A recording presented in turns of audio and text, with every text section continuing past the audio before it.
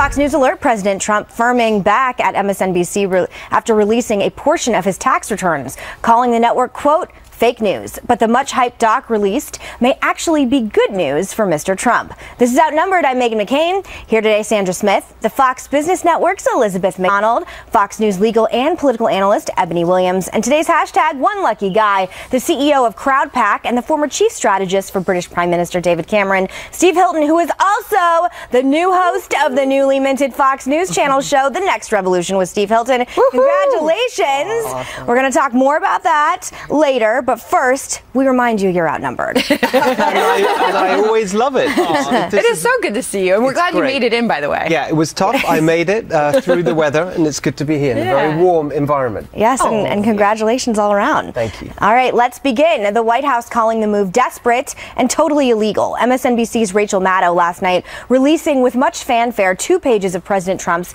2005 tax returns, which were obtained by a reporter for the website dcreport.org. The documents revealing that the president paid roughly a 25% tax rate on about $153 million in income. President Trump hitting back this morning, tweeting, "Does anybody really believe that a reporter who nobody ever heard of went to his mailbox and found my tax returns? NBC News, fake news." Chief correspondent John Roberts joins us live. Meghan, Hi, John. good afternoon. Hey, Meghan, good afternoon. I'm not quite sure what the tweet refers to in terms of does anybody believe that he went to his mailbox and found the tax returns, because it seems that's exactly what happened. And the fact that it's fake news doesn't seem to have any relevance to the fact that the White House was very quick to confirm last night that, yes, the president did pay about $38 million of tax on $153 million in income. This is actually, and you mentioned this at the top, Meghan, a pretty good story for this White House, but the White House is professing outrage over it. The White House in a statement saying, quote, "You know you're desperate for ratings when you're willing to violate the law to push a story about 2 pages of tax returns from over a decade ago. Before being elected president, Mr. Trump was one of the most successful businessmen in the world, with the responsibility to his company, his family, and his employees to pay no more tax than legally required." You mentioned his effective tax rate.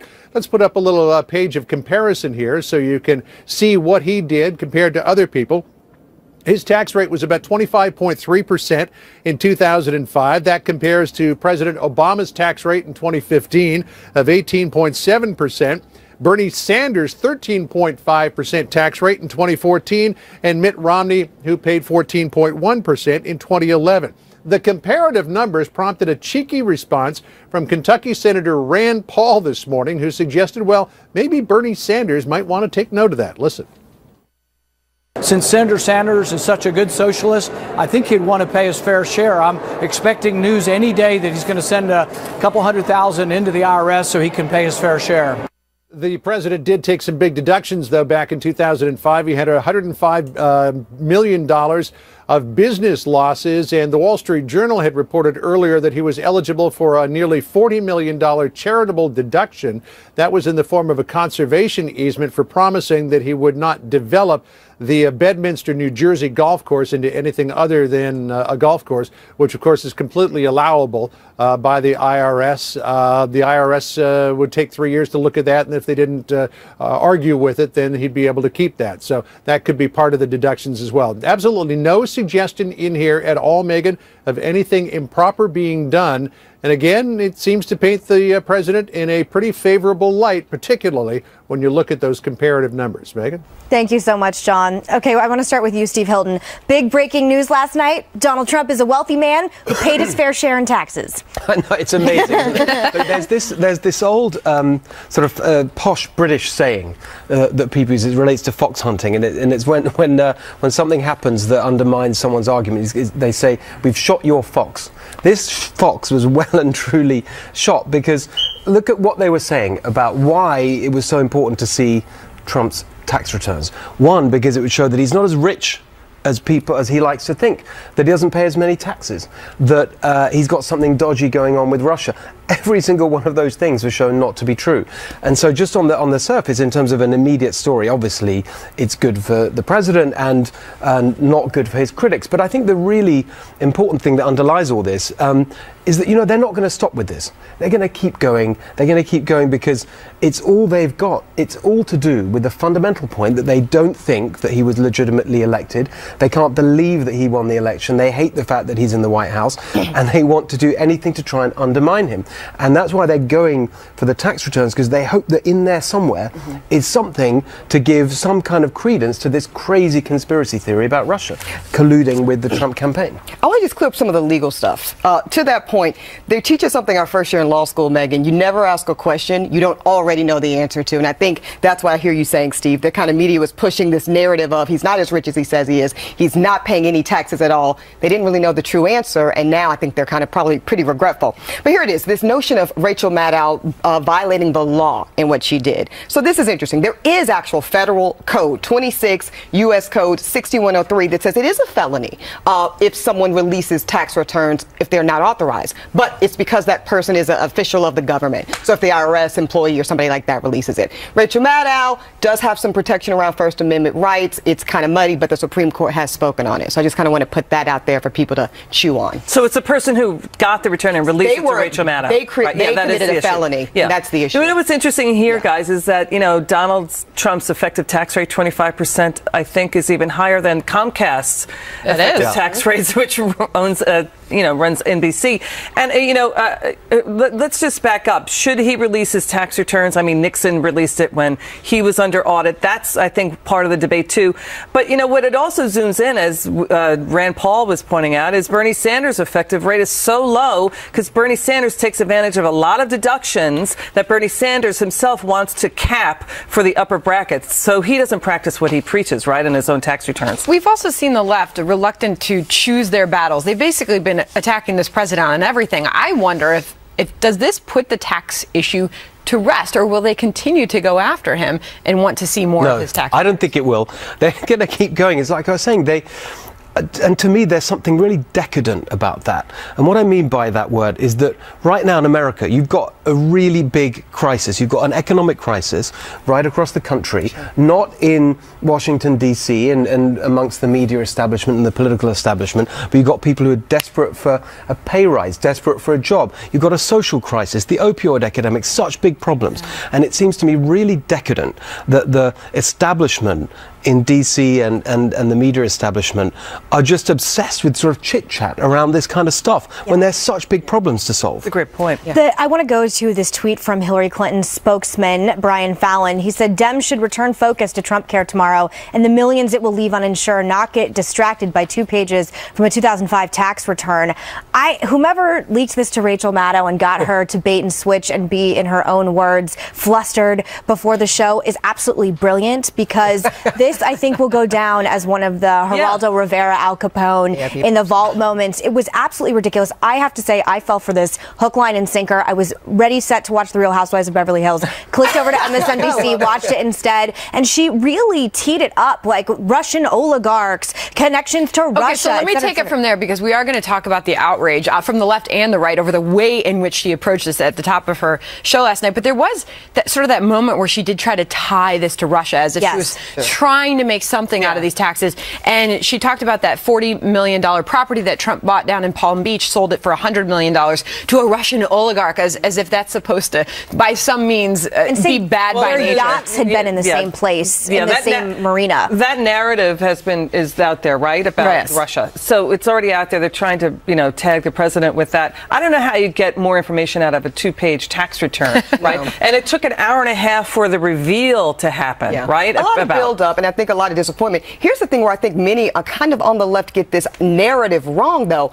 My mother voted for Trump. You know why? Because she says, I don't want to pay this many taxes either. So I think, seriously, I really think a lot of people on the left, on the right, in the middle even are saying, you know what, there's a lot of issues I might have with Donald Trump. This tax one isn't one of them, because quite frankly, if he's smart enough to figure out a legal and legitimate way to minimize what you're giving the government, who's not being a good steward anyway of our money, my goodness, I want in. By the way, most of this was in the form of the alternative minimum tax, something he's trying to get rid of himself. Yeah, that's a good point.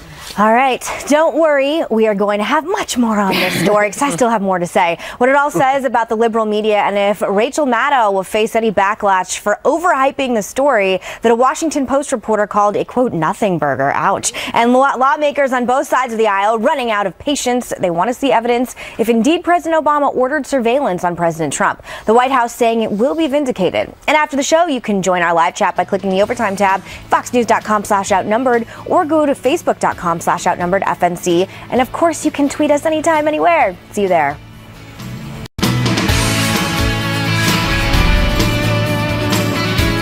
Lawmakers on both sides of the aisle demanding evidence of President Trump's claim that President Obama ordered surveillance on him during the 2016 presidential campaign. The Republican chairman and ranking member of the House Intelligence Committee giving a status update on their investigation just moments ago. Watch. To date, I've seen no evidence that supports the claim that President Trump made that his predecessor had wiretapped he and his associates at Trump Tower. It deeply concerns me that the president would make such an accusation without basis. All right. They also confirmed that FBI Director James Comey, as expected, will testify at Monday's hearing on Russia. Meantime, White House Press Secretary Sean Spicer saying President Trump is confident the investigation will vindicate him. Watch. How confident is President Trump that any evidence will arise to support his claim? I think he's extremely confident. I've mentioned this before. I'll let them do their job. I'll let the House and Senate, and I'll let the DOJ report this. But as I've commented in the past, I think there's significant reporting about surveillance techniques that have existed throughout the 2016 election. I'll leave it to them to issue their report. But I think he feels very confident that what will ultimately come of this will vindicate him. Meanwhile, Senators Lindsey Graham and Sheldon Whitehouse of the Judiciary Committee have asked FBI Director Comey for evidence supporting the White House's wiretap claim. Both senators say they expect an answer from Comey as early as today. Let me go back to one of Adam Schiff's exact responses to this a few moments ago. He said the reality is I don't think they have the foggiest idea what was behind POTUS's claim. Steve? Well, I think that the sad thing about all of this is that because of the actions of the FBI and the intelligence agencies during the Obama administration, people have just lost confidence and trust in anything that they say. So it's all very well for Clapper, for example, the other weekend to say, well, I can absolutely tell you that this is false and there was no wiretaps or anything. He's the person that went to Congress and lied directly about surveillance of perjured himself. The whole of the American people. And so people, and then Comey, look at the way Comey behaved in the election campaign. Yeah. People just don't believe what they're being told. And that's not because people have become, neurotic and conspiracy theorists. It's because of the behavior of those people in power themselves. And so I just don't, and when people say all those cliches about we got to get to the bottom of this, got to clear it up, I just think that we'll never do that until we get a real grip, until the president gets a real grip of these intelligence agencies and the government and actually puts them on a much less politicized footing. Yeah, well, it's tough because the argument is that the president could call the DOJ and the FBI saying, give me the information. Was I wiretapped? But then, there is that report out there, reports that there was surveillance of the Russian computers, talking to Trump Tower computers, worries about Russian officials influencing the election via money, and did it get bigger with wiretaps? No evidence of wiretaps, but now we have Senator Chuck Grassley saying, I'm going to wait and sit on the nomination of the Deputy Attorney General until we get a briefing from James Comey. Yeah, I worry about the levels of politicization this is going to get to. And as you said, with this specific issue, I think it's very difficult for people to delineate between what is political and what is actually the truth. Sean Spicer says he's extremely confident that the White House does have proof. As I said earlier on the week, I think sunshine's the best disinfectant, and I would love to see what proof they have to offer. The problem is, as you noted earlier, there's reason to believe that these intelligence agencies would do things specifically for political purpose because many of them feel defensive and territorial over the Obama legacy and the president that brought them into their original job. So I think we're beating a dead horse, and I think this is going to become one of those. But the next piece of news to come out of this is FBI Director James Comey is expected to react to Senator Graham and Senator Whitehouse's questions about this, about evidence supporting the White House's wiretap claims. Sure. They are suggesting that they could hear back from Comey by end of day. By end of day. Look, I said it last week. I'll say it again. Mr. President, I will hear your argument. Show me the receipts. I think that is a very simple and reasonable expectation at this point. And I believe when Sean Spicer talks about the White House and the president being vindicated, I think he's acknowledging a truth, and maybe an uncomfortable truth for some Trump supporters, that President Trump's credibility is a bit on the line with this accusation. And I think that's a fair analysis. And so it's really an opportunity to rehabilitate that credibility be in a very clear and plain way for everyone. There was a conversation that took place at that press briefing just a few moments ago with Schiff, and there was talk about whether he meant this literally with the tweets about wiretapping or not, going back to our discussion yesterday about the fact that it was in quotation. Or he meant it was to mean surveillance, right? Because the NSA apparently does not need to wiretap. It can surveil smartphones, right? But then you see, if that's true, I mean, look, you had loads of reports from the New York Times and others that literally used the word wiretap to say that it was going on. I mean, the whole thing is such a mess. I think you're exactly right, Megan.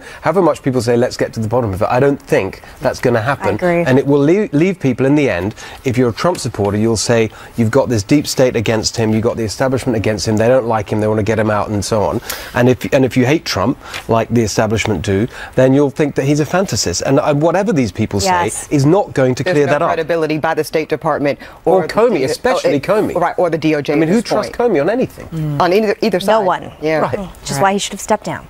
Well, we'll be hearing from possibly today and as well as Monday. All right, House Speaker Paul Ryan now says he's willing to negotiate amid growing criticism from many in his own party over the Republicans' health care overhaul. Democrats also say they're ready to come to the table, but only if Republicans give up on repealing Obamacare. What's next in this fight?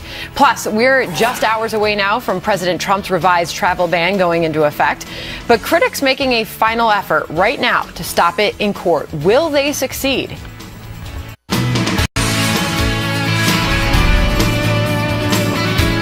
The GOP and the White House stepping up efforts to move health care legislation forward amid intense criticism from conservative lawmakers over the current plan.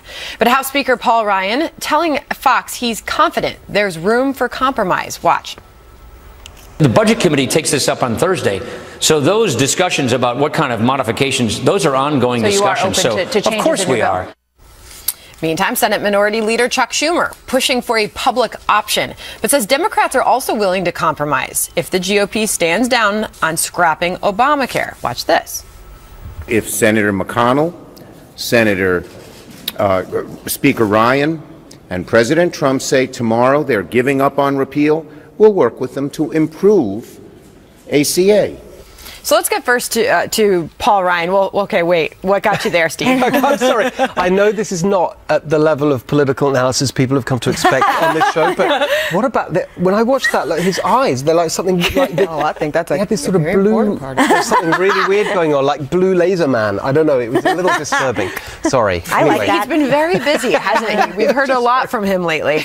But let's go back to Paul Ryan, and we just heard from him on with Martha last night, saying that there's room for compromise with conservatives. Wait, can I jump on this really quickly, not to interrupt you, Steve, because I just can't handle this when I saw the clip. He's been going on TV saying this is a binary choice. You are either with Nancy Pelosi or you're with the Republicans on this repeal and replace the end. Everyone that is in the Freedom Caucus needs to get in line. This is a big tent party. What changed last night? Because that little clip is very significant. You know, where's the compromise? Because the big issue, it seems, is we have to take care of the poor. And Paul Ryan has been about those those Medicaid block grants to the states. Let the states handle that issue. I'll tell you, the GOP cannot fall down on this. They have to come out saying, yes, we are going to take care of the poor. But can I just make one point that the CBO scoring, they're saying 24 million people will not have insurance within 10 years. That's about the same number of people the CBO said were going to be in the Obamacare exchanges. And it's less than half of that. Yeah, but they don't have a clue. I mean, they're sort of budget number people, and they can't predict how people would respond years down the line to a changing market. But I think that the underlying point here is actually not about healthcare. It's actually deeper than that. It's about how Congress works and how, the fact that it doesn't work. And I think the problem is that if you look at the sort of detail of this, there's a whole bunch of things that Paul Ryan is saying will happen in the future that may actually get some of those Freedom Caucus people on board and actually genuinely create some kind of consensus. But he's saying we can't do that in this bill because we can do it by regulation, and then we need other legislation, and that's all to do with blah blah blah. All this kind of in the weeds, the process of Congress. Right. That is what's driving this into the ditch. And actually, what everyone knows that Washington isn't working. The president was elected in order to make it work. So I think the most important thing that needs to happen is for someone to say to them, forget about your stupid rules on your processes. It's not working for the American people. You actually need to make this all happen quickly. But present a concise bill. We've had 6 years to do this. Just start with the bill you want. How about that? What about the one you put on President Obama's desk in 2009? I think Paul Ryan understands that there's blood in the water, and if this doesn't work, President Trump's head's not going to roll. It's his. You know, Ebony, there's a big problem. I'm sorry because this is upsetting. Obamacare did have in it health compacts saying to the states you can sell insurance across state lines. 5 states did it. But, you know, the insurance industry does have such a lock on state capitals that it's really hard to do that, Yeah, right? and that's what we talked about a little bit last week. The lobbying behind those insurance companies are so strong, so overwhelming. I think that's why we're not seeing that being taken advantage of, Liz. That's an excellent point. Here's the problem with what Chuck Schumer proposes. It's a non-negotiable. You're saying we will come to the table and negotiate on the one non-negotiable, which is the actual repeal, the political promise that this whole thing is predicated on. So that's a problem there. Ultimately, you talked about this, Megan, and you're right. The narrative around healthcare has changed per Obamacare. And so the one thing Obamacare proponents can, I think, rightfully talk about is more people have coverage right now. But how do you keep the, quote, more covered with reducing the premiums, making it more affordable, and improving health care? Well, their answer to that is their answer is competition, actually market competition. Free market. Get rid of the regulations that force people to have these premiums that they don't need and allow the competition in the insurance industry. That's their answer, but it's not in the bill. Fingers crossed, to Liz's point, insurance companies will let off that and really allow that competition to take place. And it's an integral conservative ideology that should be in this bill. We've promised this for the past 6 years, and the fact that it isn't included is why a lot of people, myself included, are so disappointed. Suspicious that it's not there. President Trump's second attempt at a temporary travel ban that does target majority Muslim countries goes into effect tonight at midnight, unless, of course, like the first one, a judge blocks it.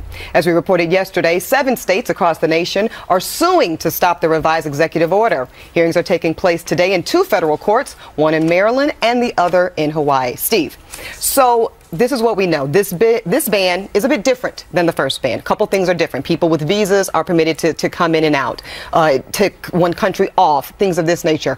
Does this make it better or more likely to succeed in your view?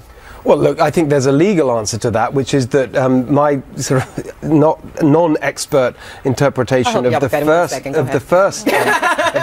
first thing was that actually the grounds for objecting were not particularly strong legally, that they just got the process wrong. I think that the Constitution and previous law gives the president a lot of discretion on immigration, and I don't think that's changed.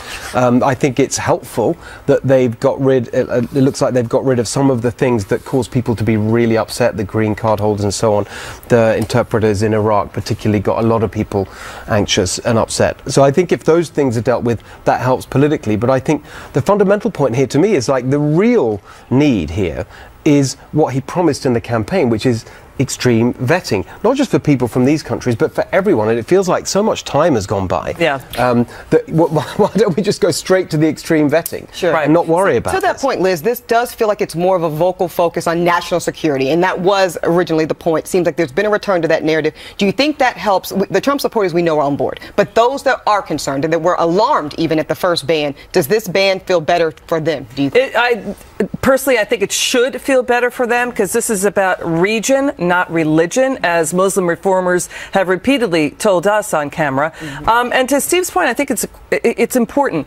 And the extreme vetting has to go to extreme vetting of ideology, and that you do not support Sharia law. You will not try to impose Sharia law in this country. It's unacceptable to our values of tolerance, and it's totally inimical to our Constitution and Bill of Rights. What's interesting also is the rollout is going to look and feel so much different than the first time around, right? I mean, we won't see the types of delays and the chaos as it was described and put on headlines all over the world. That's certainly going to feel a lot different. Will that have any effect on the way this is perceived? Well, I think to a certain extent the heat has gone out of it, because that was a very hot time indeed, and actually so many other things have now happened since. So I think that's a really good point. I don't think it's going to be the same kind of feeling, but I don't know. I mean, I think if I'm right, what was it? They wanted 90 days for the ban, whilst they put extreme vetting in place. I mean, a good chunk of that time has now been used up. So, I mean, I think that's the fundamental point, is that we need better security and vetting of everyone.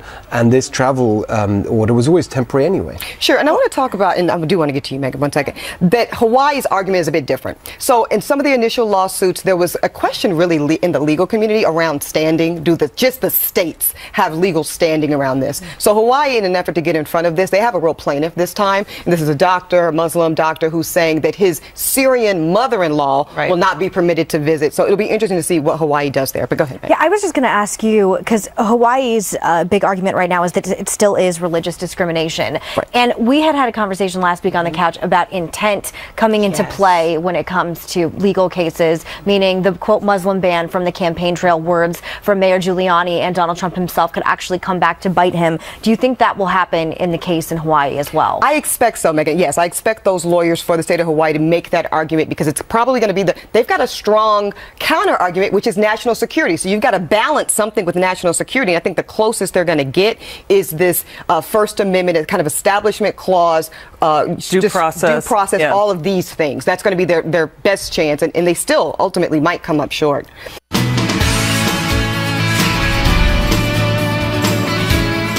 Major backlash over Rachel Maddow's alleged scoop on President Trump's tax returns. Both liberals and conservatives are accusing the MSNBC host of overhyping what she had and playing viewers for ratings. Before her show, she tweeted, "Breaking, we've got Trump's tax returns tonight, 9 p.m. MSNBC, seriously." And then clarifying a bit, what we've got is from 2005, the president's 1040 form, details to come tonight, 9 p.m. MSNBC. The network even making a countdown clock ticking off the seconds to her show, but when 9 p.m. Eastern rolled around, this happened. Without further ado, I pass the baton to my friend and colleague, Rachel Maddow. Your show starts now. Good evening, Rachel. Good evening, Chris. It's been a little bit of a hullabaloo around here this evening. I apologize for being a little flustered. People literally were tweeting at me, "Shut up, get to Rachel." Well, you can't before 9 o'clock, because I'm not sitting here I wanted to respond. Okay. until 8:59:58. I'm going to go watch. Thank you, Chris. Appreciate it. And thanks to you at home for joining us for the next hour. You may have heard, we've got some significant breaking news tonight. Donald Trump's tax returns. Breathe. Oh my gosh. Okay, it took her about 20 minutes to even get to her story. And then when her show ended, MSNBC's Lawrence O'Donnell invited Maddow over to his set to keep on talking, but not before gushing to her about her reporting. You know, normally at 9 p.m., I have some stuff to do to prepare for a 10 p.m. live TV show. All that stuff I made sure was done at 8:59 p.m. I got to watch every minute tonight. This has been riveting television. This has been an amazing revelation. Okay, viewers were not impressed. Some tweets saying, quote, "odd and blatantly vague," phrasing for Rachel Maddow to hitch her wagon to last night. She's now nothing more than a girl that cried wolf. Rachel Maddow turned a scoop on Donald Trump's taxes into a cynical, self-defeating spectacle. She is no journalist. And Rachel Maddow looked ridiculous last night. She did Trump a major favor. He paid more taxes than Obama and even Bernie. So, I have so much to say on that. I have so much to say, but I will start with you, Steve. I mean, it's one of the more bizarre things I've ever seen on television in my entire life, and I'm 32 years old. Funny enough, I was, battling through the elements to get here from California. I missed it. I didn't see it. That's the first time I've seen it. It is kind of excruciating, like you watch that and, well, I think that, to me, this illustrates just a bigger point here, which is that, for weeks and weeks and weeks, we've just seen this endless speculation and these conspiracy theories and trying to make something out of nothing, and it's just really. I think there's a sort of nervous breakdown going on. Yeah, it feels like that. On the left and in the media, who are just so desperate to prove their theory that obviously it can't be as straightforward as Donald Trump won the election because people wanted change in America, that it had to be because the Russians conspired with it. And just so desperate to prove that, they go to any lengths, and it's just really embarrassing. But Liz, she has producers, and I found out that this was actually already reported in the Wall Street Journal last year, that Donald Trump paid $38 million in taxes. So I don't know what the giant reveal was on this. Yeah, and why was it, last night? Quote, significant as they presented it last night? the storyline was from the Democrats that Donald Trump has paid no taxes. He has been paying taxes.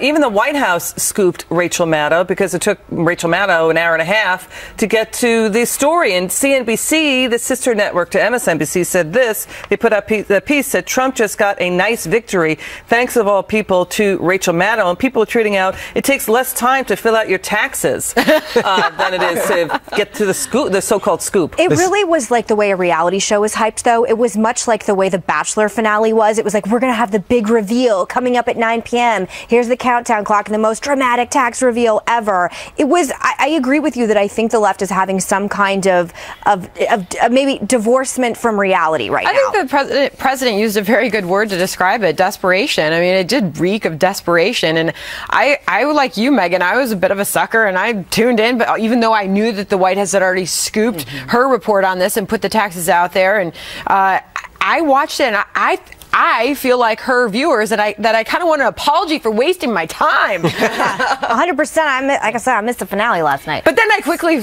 switched over to Tucker. So it's like this. I think that Rachel and her producers, they forgot how important the second half is. I think they were genuinely very excited. You asked about this. It was like, what's the big deal? We got the tax return, the thing that Donald Trump never wanted us to get our hands on. I think that part was very exciting for them. The other part, what's actually on the tax return, seems to have escaped them. It shows that he paid a higher. It shows he paid. This was missing in their reporting, and this is what happens when you stand in the amen corner talking to each other and you don't do reporting. And that's what's the problem. What's going on at MSNBC? I don't care what their ratings are. It's not fair and it's not journalism. They didn't report that Obama had a lower tax rate than Donald Trump, effectively. And Bernie Sanders lower, Mitt Romney lower, Comcast, the owner of NBC, lower. Warren Buffett had a lower effective tax rate. But the political implications of this is it was a very good night for Donald Trump last night. Even Donald Trump Jr. tweeted this last night. Thank you, Rachel Maddow, for proving to your Trump haters and followers how successful Donald Trump is and that he paid $40 million in taxes. And I think that was the big reveal, that he had paid his fair share in taxes. That wasn't the reveal they were concerned with, though, Meg. They were concerned with the reveal that we got what he said we couldn't get. But they missed how important the reveal, substantive reveal. I mean, and I'm not saying that because this is not direct to you, but I understand how you miss something like that. There's a whole group of people that make a show go together at night, and if I was tweeting something as hyped as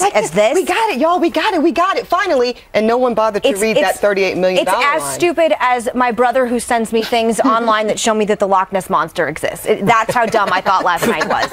Okay. A case in the, no offense to my brother, a case in the courts right now that could have a big impact on hundreds of thousands of immigrants known as Dreamers. And it all centers around this man, a judge's recommendation for his case and the precedent it could set for everyone else covered by the Obama administration's deferred action on deportation.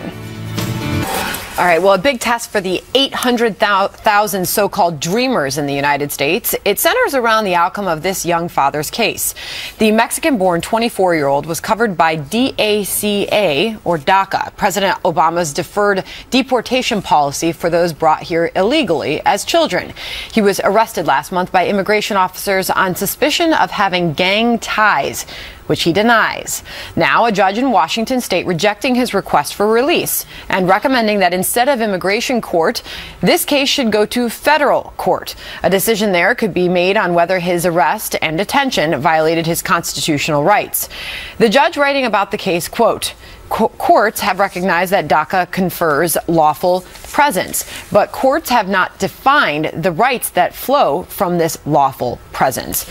Ebony, to you first, with our legal mind on the couch. Thank you. Yeah, this is going to be a fantastic test case to tell us what the DACA, the deferred rights really mean. How wide do they go? What the scope of them really entail? We know for a fact it means you can have legal presence in our country. If you were born here, before the age of 14 and you qualified for that. We know that much. But what we don't know, and this case will likely tell us, does that mean you get the constitutional rights of actual United States citizens? Do you have due process rights? Do you have those types of rights? And that's a huge question that in Twitter, you know, I have debates about this all the time because there's this legitimate question. Are you treated the same as a United States citizen just because you have residency rights. And so I think, Sandra, this is going to be a brilliant, very important, very critically important test case constitutionally for us to have an answer, a definitive answer around how broad that scope of rights are. How are his rights violated if he's arrested for gang ties? Yeah, surely it's the criminality that's the... Yeah. No, so here's the thing, because he was arrested under suspicion of that. I'm not really quite sure what the probable cause and all those things were. Obviously, he denies that. They talk about gang tattoos. But he was detained around immigration, because originally, remember, this originated in immigration court around an immigration hold. So that's the question. So it's how those two go together, the immigration rights versus, and that's why this was taken out of immigration courts and now put in federal, because we want to test this issue of how broad your constitutional rights really go. Liz, what do you see happening here? I think this is a battle royale, and I think it could be a game-changer case.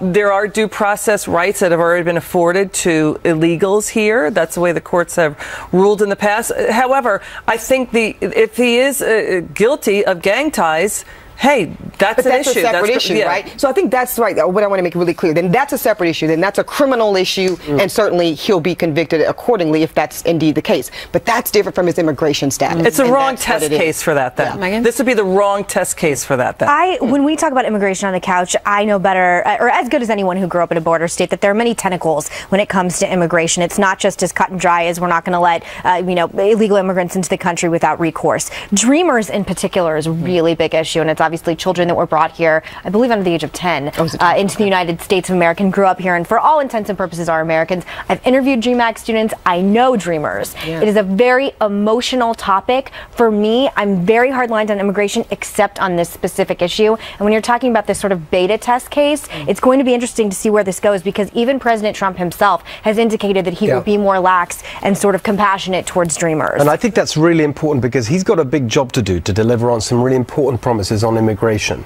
On controlling it better, on making sure that people who've committed crimes aren't allowed to stay. Sure. And if he's going to win those arguments, he can't be hardline on the Dreamers. I think that's part of getting this some buy-in. Some buy-in. I know that this isn't this is a legal issue, not a political one, but it's so easy in these days for those things to be muddled. I was going to say, Steve, I think you're spot on with that. I think the politics very much drip into the legality of this case, and we as lawyers like to think it doesn't, but of course it does, because this is really around intention, and children don't have the negative intention behind violating immigration status, and that's why we have this type of statute. So it's going to be incredibly interesting. All right. Well, we want to save some time to talk about Steve's new show. We're outnumbered in just a moment.